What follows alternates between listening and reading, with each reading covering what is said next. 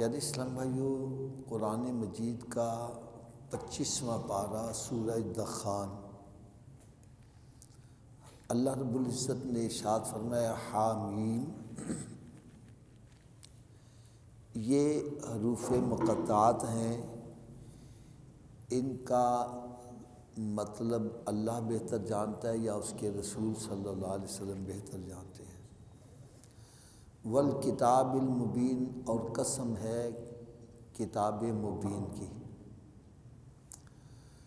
انا انزلناہ فی لیلۃ مبارکۃ انا کنا منذرین، بے شک ہم نے قرآن پاک کو برکت والی رات میں نازل فرمایا ہے، اور بے شک ہم ڈر سنانے والے ہیں۔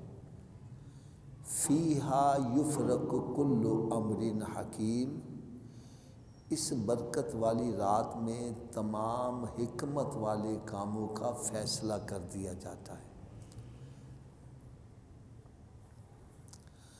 قرآن مجید فرقان حمید میں دوسرے مقام پر ارشاد فرمایا انا انزلناہ فی لیلۃ القدر، بے شک ہم نے قرآن مجید کو لیلۃ القدر میں نازل فرمایا۔ تو علماء کرام نے اس کے بارے میں ارشاد فرمایا کہ لیلۃ مبارکہ اور لیلۃ القدر ایک ہی رات ہے، اس میں بھی قرآن نازل ہوا، اس میں بھی قرآن نازل ہوا۔ تو لیلۃ القدر اور لیلۃ المبارکہ دونوں ایک ہی رات ہیں، یعنی لیلۃ القدر کو ہی لیلۃ المبارکہ کہا جاتا ہے۔ اور کچھ علماء کرام نے یہ بھی فرمایا ہے کہ یہ جو لیلۃ المبارکہ ہے، کیونکہ اس میں فرمایا فیہا یفرق کل امر حکیم، ہر حکمت والے کاموں کا فیصلہ کر دیا جاتا ہے، تو وہ رات شب برات کی رات ہے، جس رات وہ جیسے بجٹ نے پیش ہوتا کہ ہم نے آئندہ کیا کرنا ہے، تو اس طرح یہ سمجھو کہ اللہ تعالیٰ کی طرف سے جو فیصلے ہونے والے ہیں نا، وہ یہ بابرکت رات میں، یعنی شعبان المعظم کی 15ویں شب، اس کو لیلۃ المبارکہ بھی کہتے ہیں، شب برات بھی کہتے ہیں۔ کیا کہتے ہیں؟ شب برات بھی کہتے ہیں۔ شب برات اس کو کیوں کہا جاتا ہے؟ شب کا مطلب ہوتا ہے رات، کیا مطلب ہے؟ رات۔ اور برات کا مطلب ہوتا ہے خلاصی۔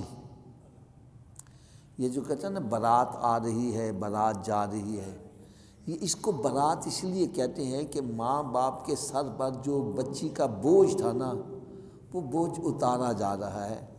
ماں باپ کا کام تھا بچی کی پرورش کرنا، اور پرورش کرنے کے بعد پھر اس کی شادی کر دینا، یعنی شادی ہو گئی تو اب ہمارے سر سے بوجھ اتر گیا، نہیں سمجھے؟ اس لیے اس کو برات بولتے ہیں۔ تو شب برات کا مطلب ہے یہ وہ رات ہے جس رات بندہ سچے دل سے توبہ کرے، اللہ تعالیٰ اس کے سر سے گناہوں کے بوجھ کو اتار دیتا ہے۔ یہ رات بڑی بابرکت والی رات ہے، تو اس رات کے لیے ہمیں پہلے سے تیاری کرنی چاہیے۔ کیا کرنا چاہیے؟ پہلے سے تیاری کرنے سے کیا مراد ہے؟ یہ آج کا درس بڑے غور سے سننے والا ہے، اللہ کرے میری بات یہ دل پہ چوٹ کر جائے۔ یہ شب برات رات کو آپ اس طرح سمجھو، یہ رات کی فضیلت اگر سمجھنا چاہتے ہو تو اس طرح سمجھ لو کہ یہ مسجد کے بعد ہمارے بازار ہے، گلی ہے،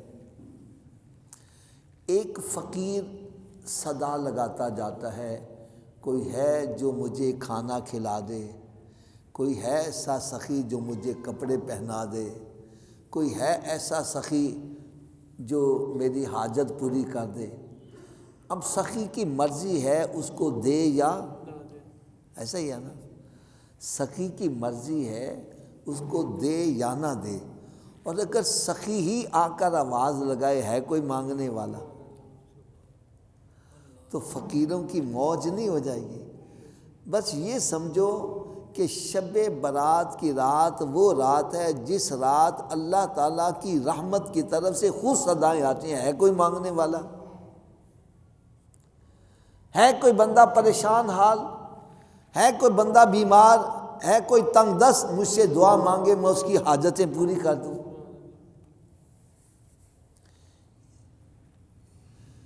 یہ رات کتنی برکت والی رات ہے، اس کے لیے میں ایک اور مثال دے دوں۔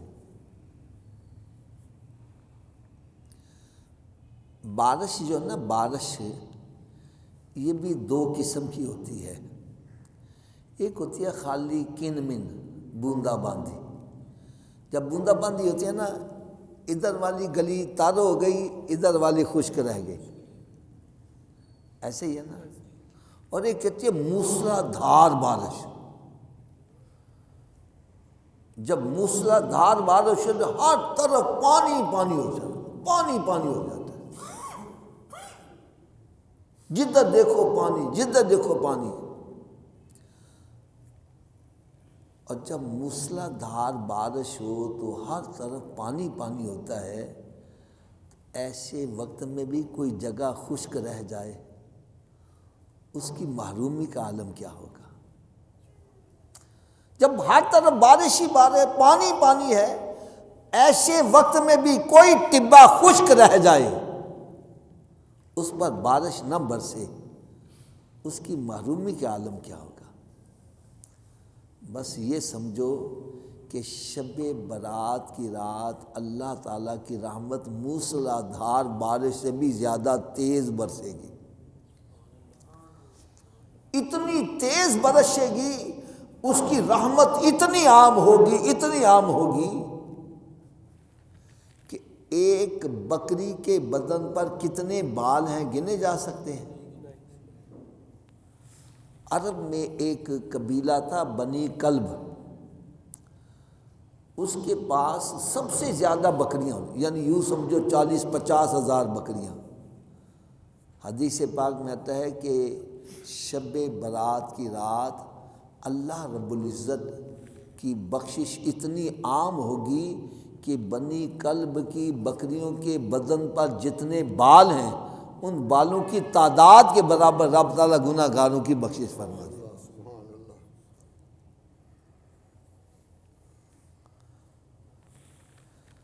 یعنی اس کی رحمت اتنی عام ہوگی، لیکن فرمایا کچھ ایسے بھی بندے ہیں جو اس رات بھی خشک رہ جائیں گے، اللہ کی رحمت سے ان کو حصہ نہیں ملے گا، وہ محروم رہ جائیں گے۔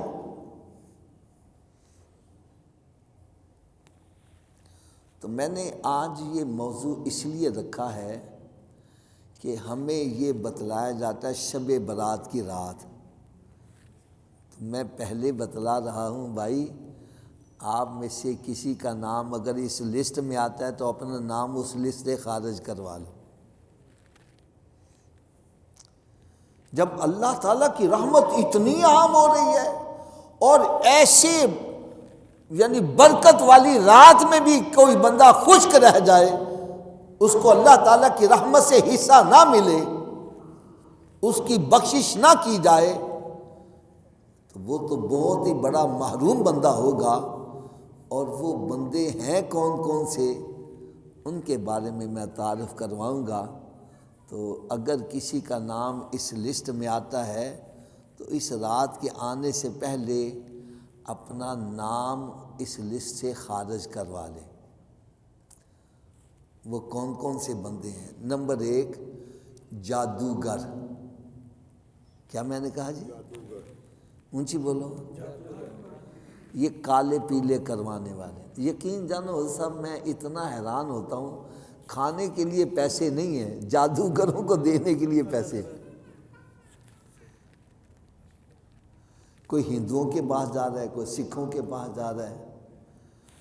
یاد رکھو یہ کالے پیلے جادو کرنے والا بھی اور جادو کروانے والا دونوں کافر ہو جاتے ہیں۔ اچھا، میں اس بات پر بڑا حیران ہوں، ایمان کی دولت بھی ضائع کر رہے ہیں، دولت بھی ضائع کر رہے ہیں، اور لوگوں کا بھلا کروانے کے لیے کرتے ہیں۔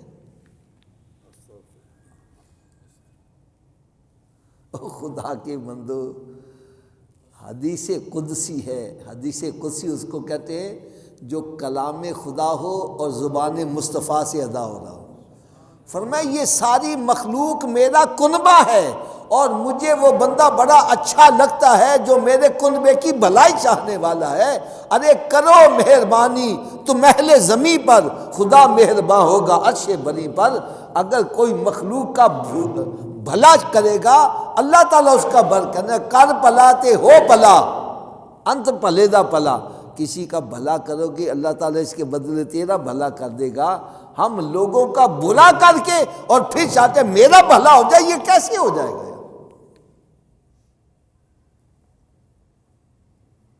آج کوئی جا رہا ہے پیسے خرچ کر رہا ہے، ایمان برباد کر رہا ہے، ادھر کاروبار بند ہو جائے، ادھر رشتہ ٹوٹ جائے، اس کا یہ ہو جائے، وہ بیمار ہو جائے، اور خدا کے بندو مخلوق کے خدا کی برائی کر کے تجھے اچھائی مل جائے، یہ کیسے ہو جائے گا؟ یہ تو ورقہ ہی پھاڑ ڈالو۔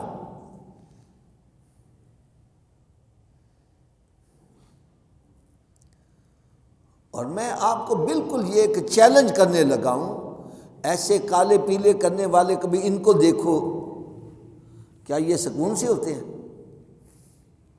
اس قدر پریشانیوں میں مبتلا ہے، کوئی بیماری کے اندر مبتلا ہے، کوئی اور پریشانی میں، کوئی اولاد کی نافرمانی میں، مخلوق کے خدا کا برا کر کے تیرا بھلا ہو جائے، یہ ورقہ ہی پھاڑ ڈالو۔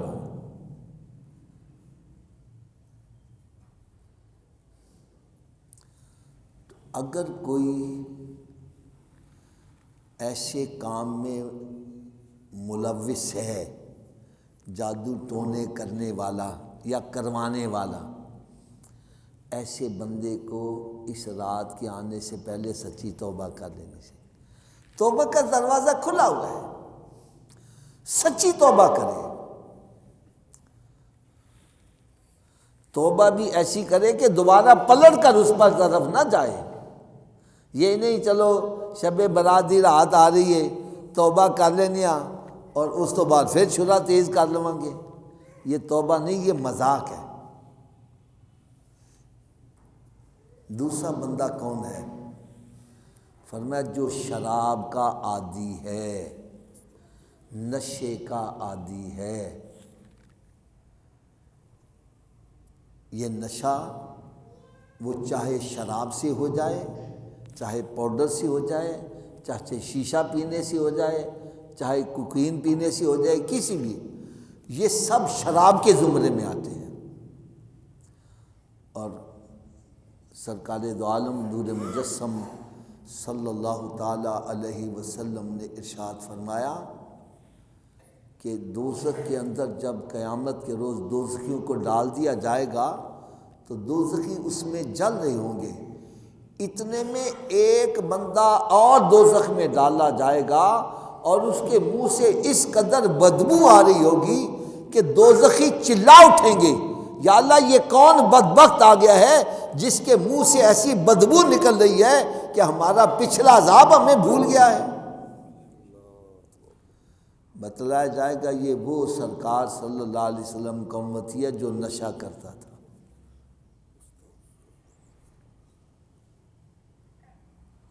میں ویسے نا ایک بات پہ بڑا حیران ہوتا ہوں، اگر آپ کے پاس اس کا کوئی جواب ہو تو مجھے ضرور دے دینا۔ ایک ڈاکٹر اگر کسی کو منع کر دیتا ہے کہ بھائی تم نے میٹھا نہیں کھانا، تم نے نمک نہیں کھانا، تم نے چھوٹا گوشت نہیں کھانا، تم نے بڑا گوشت نہیں کھانا، تو ڈاکٹر کے کہے سے ہم نمک بھی چھوڑ دیتے ہیں، میٹھا بھی چھوڑ دیتے ہیں، ڈاکٹر کے کہے سے گوشت چھوٹا بڑا بھی چھوڑ دیتے ہیں، حالانکہ یہ ساری چیزیں حلال ہیں۔ کیوں جی حضرت صاحب؟ چھوٹا گوشت بھی کیا ہے؟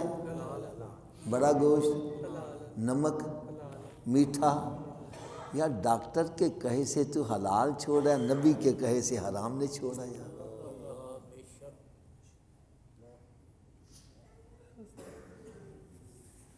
بندہ سوچتا ہے اگر میں نے ڈاکٹر کی بات نہ مانی تو میرا صحت خراب ہو جائے گی، تو صحت کی بہتری کے لیے بندہ ڈاکٹر کی بات مانتا ہے، اور بھائی ڈاکٹر کی بات نہ مانو گے تیری صحت خراب ہو جائے گی، اور سرکار کا کہا نہ مانا تو تیرا ایمان برباد ہو سکتا ہے۔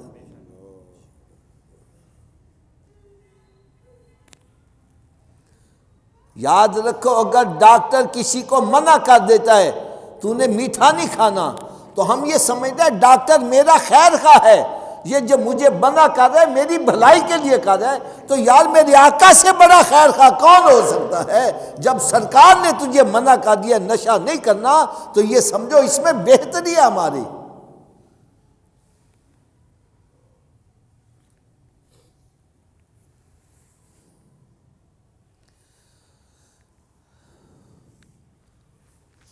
ایک تو اگر کوئی شراب کا عادی ہے اس کو سچی توبہ کر لینی چاہیے۔ اگر وہ چاہتا ہے شب برات کی رات میں میری بخشش ہو جائے، مجھے اللہ تعالیٰ کی رحمت میں سے حصہ مل جائے، ایسے بندے کو چاہیے اگر وہ نشے کے اندر پڑا ہوا ہے تو سچی توبہ کر لے۔ کیا کر لے؟ سچی توبہ کر لے۔ اور تیسری بات، تیسرا بندہ کون ہے؟ اور میں یہ سمجھتا ہوں یہ جو تیسرا میں نام لینے لگا ہوں نا، ہم میں سے اکثر بندے اس برائی میں مبتلا ہیں، اکثر بندے۔ وہ کون سا بندہ ہے؟ جو ماں باپ کو ایذا پہنچانے والا، ماں باپ کو ستانے والا، ماں باپ کو تکلیف پہنچانے والا۔ چھٹ ڈبہ تین کی پتہ ہوئے تو پرانیاں گلاں کرنا، باپ کو جھاڑ کے بٹھا دیا ہے۔ یقین جانو میں بڑا حیران ہوتا ہوں، جب فوت ہو جائے نا کوئی تو اس کی اولاد کہتی ہے 100 دیگاں پکا دو، اور ختم چیز تو کرنے نے اے 12 کھانے پورے کرنے نے، میرا ابا اے بھی کھاندہ سی، اے بھی کھاندہ سی، اے 12 پورے کرنے نے۔ اور جب باپ زندہ تھا تو اس کو سلام نہیں کرتا تھا یار۔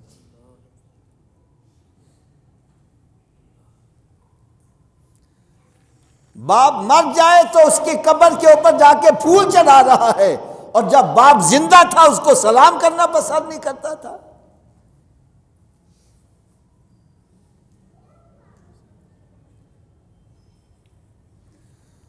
ماں مر جائے تو پھر نعت خانوں سے کہتا ہے ماں جی شان پڑھو، اس کو 5-5 ہزار روپیہ دے رہا ہے، ماں جی شان پڑھ رہا ہے، تو ماں زندہ سی تو ان سلام نہیں سی کرتا۔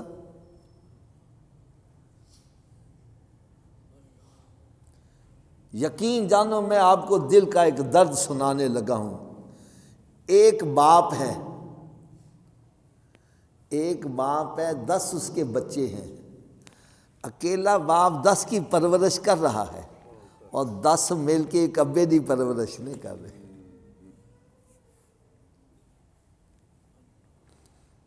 اگر باپ نے کسی کے گھر ڈیرا لگا لیا ہے تو چیخیں نکل گئی، ابا میرے گھر ہوں سارے رشتہ دار میرے والی آ رہے ہیں، اور میں ابے نو پالاں کہ اپنے بچیاں نو پالاں؟ اگر کسی نے کہہ دیا یار ابا تیرے گھر ہوں ذرا کپڑے چنگے پوا دے، تو لے جا پھر۔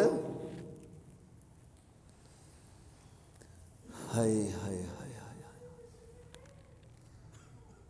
سرکار دو عالم نور مجسم صلی اللہ تعالی علیہ وسلم نے ارشاد فرمایا اس جیسا بدبخت بندہ ہی کوئی نہیں ہے جس کی زندگی میں اس کے ماں باپ بڑھاپے کو پہنچ جائیں اور ان کی خدمت کر کے وہ جنت حاصل نہ کرے، اس جیسا بدبخت بندہ ہی کوئی نہیں ہے۔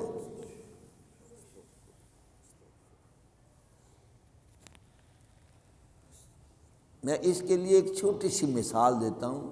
ہمارے یہ بزرگ سفید داڑھی والے بیٹھے ہوئے ہیں، یوں سمجھیں یہ جب اس علاقے میں آئے جگہ بڑی سستی تھی، 1000 روپے مرلہ تھی، لوگوں نے کہا لے لو زردی چنگے رہو گے، پیسے کاٹنے بعد تو دے دینا۔ انہوں نے سوچا اس ویرانے میں کون آئے گا، نہیں لی۔ آج وہی جگہ کروڑوں روپے کی ہو گئی۔ اب یہ پچھتا رہے ہیں حافظ صاحب میرے ہاتھ گولڈن چانس آیا۔ لوگ منتیں بھی کرتے تھے، اعتماد بھی کرتے تھے، لیکن میں نے نہیں لی جگہ۔ اگر میں گولڈن چانس اویل کر لیتا آج میں بھی کروڑ پتی بنا ہوتا۔ اس سے کیا پتا گولڈن چانس روز روزہ ہاتھ اونچی بولو۔ بس یہ سمجھ لو جس کی زندگی میں اس کے ماں باپ بڑھاپے کو پہنچ جائیں، اولاد کے لیے گولڈن چانس ہے، اس کی خدمت کرے سیدھا جنت میں چلا جائے۔ اگر میری بات سے آپ کو تسلی نہیں ہو رہی، میں آپ کو بڑی ایک آسان سی مثال دے دیتا ہوں۔ حضرت موسیٰ علیہ نبینا علیہ السلام، یار اللہ کے نبی بھی ہیں، رسول بھی ہیں، اور کلیم اللہ بھی ہیں۔ آپ کوہ طور پر تشریف لے جاتے ڈائریکٹ اللہ تعالیٰ بغیر کسی فرشتے کے وسیلے کے ڈائریکٹ گفتگو کیا کرتے تھے۔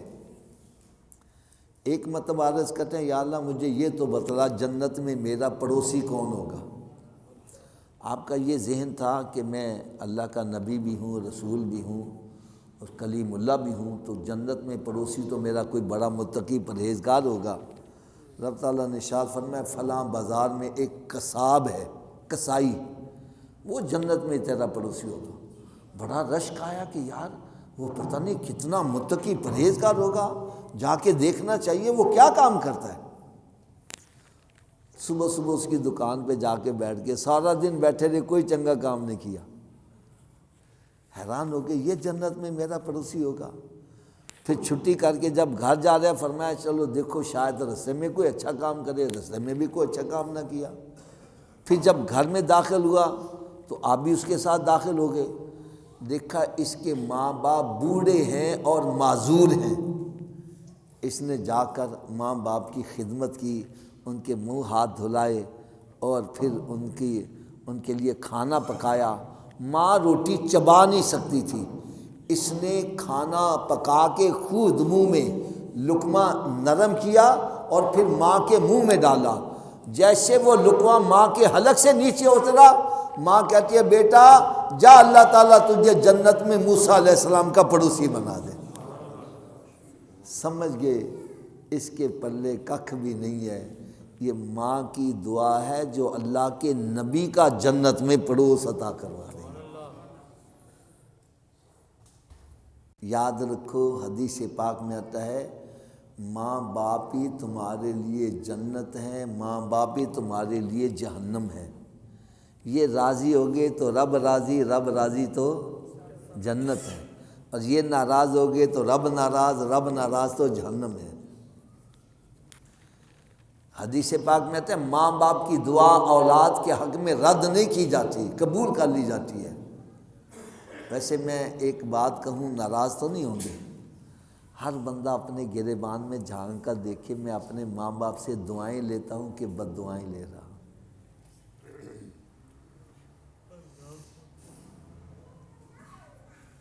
تھوڑی دیر یار گریبان میں جھانک کے دے دیکھو۔ یاد رکھو ماں باپ کی دعا بھی رد نہیں ہوتی، بد دعا بھی رد نہیں ہوتی۔ میں نے اپنی زندگی میں ایسے بندے دیکھے، ایک بندے کا تو مجھے اچھی طرح یاد ہے، اس کی ماں سے بن نہیں آتی تھی۔ ماں نے اس کو اتنا کہہ دیا پترا جا تیری لکھاں تے چلے لیکن تیری کدی پوری نہ پوے۔ میں نے یار آنکھوں سے دیکھا لاکھوں میں کام چل رہا ہے لیکن پوری نہیں پڑی اس کی۔ بلکہ جب بندہ فوت ہوتا ہے اولاد کے لیے کوئی ترکہ چھوڑ کے جاتا ہے، وہ فوت ہوا تو اولاد کے لیے قرضہ چھوڑ کے گیا۔ خدا را ماں باپ سے دعائیں لے لو۔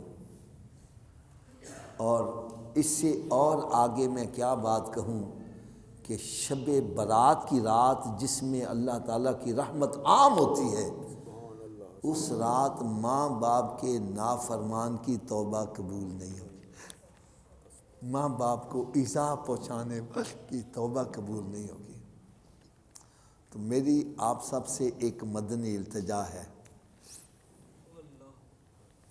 اگر آپ چاہتے ہیں شب برات کی رات سے مجھے اللہ کی رحمت سے حصہ مل جائے، میری بخشش ہو جائے، تو پھر جس کے ماں باپ زندہ ہیں ناراض ہیں ان سے جا کے صلح کر لو۔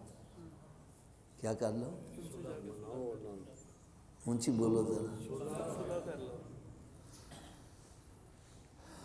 اچھا کئی بندے صلح کے لیے تیار نہیں ہوتے، یا تو بے نال صلح کیوں نہیں کرتا، ماں نہ صلح، اور جی میرا ابا ظلم کرتا ہے، زیادتی کرتا ہے۔ زیادتی کیا جی؟ وہ کو پتر نو سب کچھ دے جا رہا، میں نے پوچھتا ہی نہیں، ہے نا ایسی بات؟ تو آؤ، اگر ماں باپ ظلم کریں پھر اولاد کو کیا کرنا چاہیے؟ ماں باپ زیادتی بھی کریں پھر اولاد کو کیا کرنا چاہیے؟ میرے آقا صلی اللہ تعالیٰ علیہ وسلم نے ارشاد فرمایا، اپنے ماں باپ کے ساتھ اچھا سلوک کیا کرو، ماں باپ کے ساتھ حسن سلوک کرو۔ ایک صحابی کھڑے ہو گئے، یا رسول اللہ صلی اللہ علیہ وسلم اگر ماں باپ اولاد پر ظلم کریں پھر اولاد کو کیا کرنا چاہیے؟ جن کے ماں باپ زیادتی کرتے ہیں ان کو چاہیے کہ یہ حدیث غور سے سنیں۔ یا رسول اللہ صلی اللہ علیہ وسلم آپ ارشاد فرمائیں ماں باپ کے ساتھ اچھا سلوک کرو، اگر ماں باپ اولاد پر ظلم کریں پھر اولاد کو کیا کرنا چاہیے؟ تو میرے آقا صلی اللہ علیہ وسلم کا جواب سنو، فرمایا تیرے ماں باپ تیرے پر ظلم کریں پھر بھی تیرے ماں باپ ہے، تجھے ان کے ساتھ اچھا سلوک ہی کرنا۔ تجھے اجازت نہیں ماں باپ کا گریبان پکڑ ان کو گالیاں دے، تجھے اجازت نہیں ماں باپ کو دھکے دے کے باہر نکال، ارے تجھے تو ان کے سامنے اف کرنے کی بھی اجازت نہیں۔ اف ولا تنہرہما وقل لہما قولا کریما، فرمایا خبردار اپنے ماں باپ کو جھڑکنا بھی نہیں، ان کے سامنے اف بھی نہیں کرنی، بلکہ ان کے لیے دست شفقت دراز کر دینا۔ تو میری آپ سب سے ایک مدنی التجا ہے، اگر کسی کے والدین زندہ ہیں اور وہ ناراض ہیں ان سے صلح کر لے۔ کیا کرے جی؟ اونچی بولو۔ اور صلح بھی پتہ کیسے کرنی ہے؟ جا کے بحث نہیں کرنی، بلکہ ان کے قدم پکڑ کے رونا شروع کر دو، کہو میں نے چھوڑنا ہی نہیں جتنی دیر تک تو مجھے دل سے معاف نہیں کرے گی۔ بس قدم پکڑ کے رونا شروع کر دو، جتنی دیر تک وہ دل سے نہ کہیں جا پترا میں تن معاف کیتا ہے۔ یار ایک مرتبہ میری اس بات پر عمل کر کے دیکھو، یقین جانو ماں راضی ہو گئی، باپ راضی ہو گیا، ان کے دل سے دعائیں نکل گئی، تجھے کروڑوں روپیہ بھی مل جائے وہ سکون نہیں مل سکتا جو ماں باپ کی دعا سے تجھے سکون مل جائے۔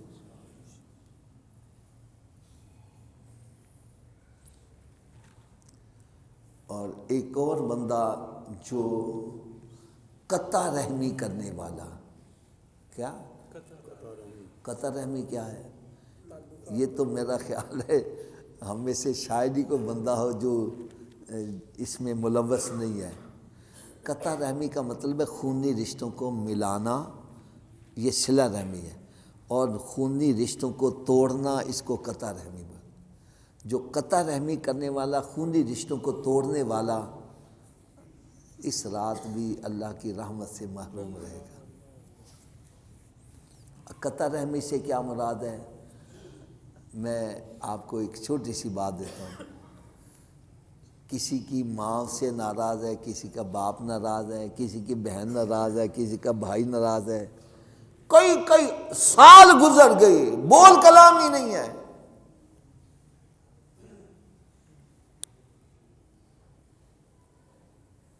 بلکہ خاندان میں گروپ بنے ہوئے ہیں، تو ادھر گیا تو ساڑھے کو گیا۔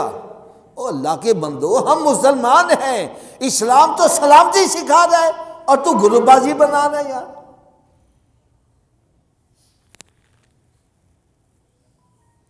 میرے آقا صلی اللہ علیہ وسلم نے ارشاد فرمایا، ایک مسلمان کے لیے حلال نہیں کہ اپنے بھائی سے 3 دن سے زائد قطع تعلق کرے، اور اگر کرے گا تو خطرہ ہے کہیں اس کا خاتمہ خراب نہ ہو جائے۔ اور جس نے اپنے بھائی سے 1 سال تک قطع تعلق یہ رکھا، ایسا ہے جیسے اس نے اپنے بھائی کو قتل ہی کر دیا۔ ہمارے کئی سال گزر گئے، نہ بھائی بھائی کو بلا رہا ہے، نہ بہن بھائی کو بلا رہی ہے، عجیب منظر بنا ہوا ہے۔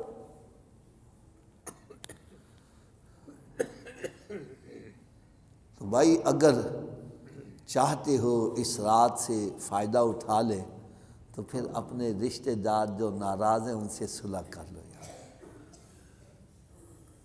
کیا خیال ہے، صلح ہونی چاہیے کہ نہیں ہونی چاہیے؟ آواز نہیں سب کی آ رہی۔ اصل میں ہم صلح کرنے کے لیے تیار نہیں ہیں۔ ہم کہتے ہیں فلاں نے بڑی ظلم کیتا، انہیں میں نے گندیاں کر دیتا، میرے خاندانیوں میں نے گالاں کڈیاں، یہ کیتا۔ اور میں نے کہا بھائی ہم نے تو اس نبی کا کلمہ پڑھا ہے جنہوں نے اپنے چچا کا کلیجہ چبانے والی کو بھی معاف کر دیا، تیرے خاندان میں کوئی اس نے پڑھا بھی ظلم ہوا ہے؟